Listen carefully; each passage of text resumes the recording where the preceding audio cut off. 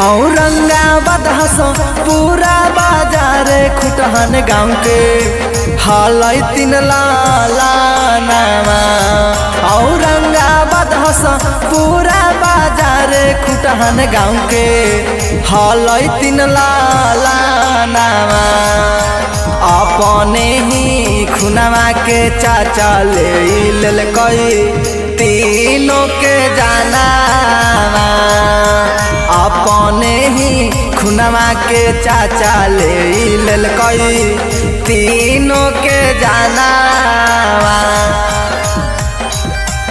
अपने ही खुनवा के चाचा ले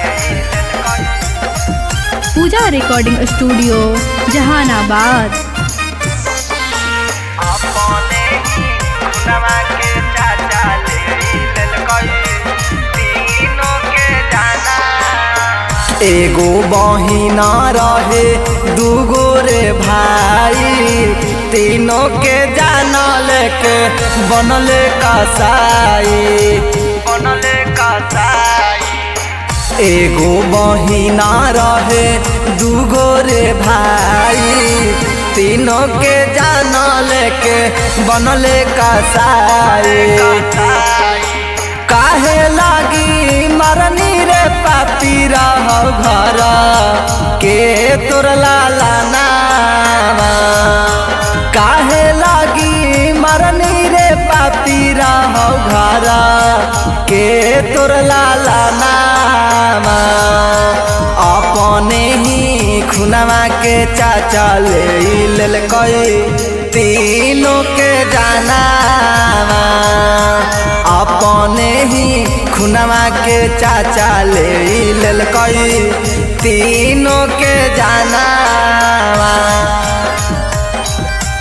अपने ही खुनवा के चाचा ले पूजा रिकॉर्डिंग स्टूडियो जहानाबाद। अपने ही खुनवा के चाचा ले कई तीनों के जाना।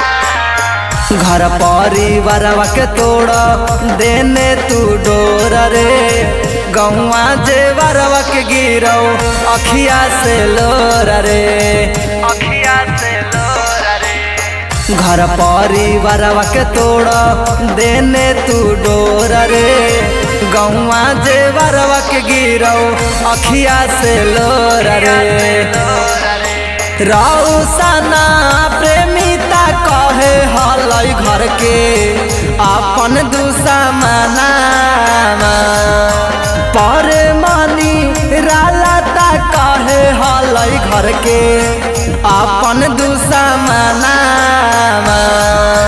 अपने ही खुनवा के चाचा ले कई तीनों के जाना।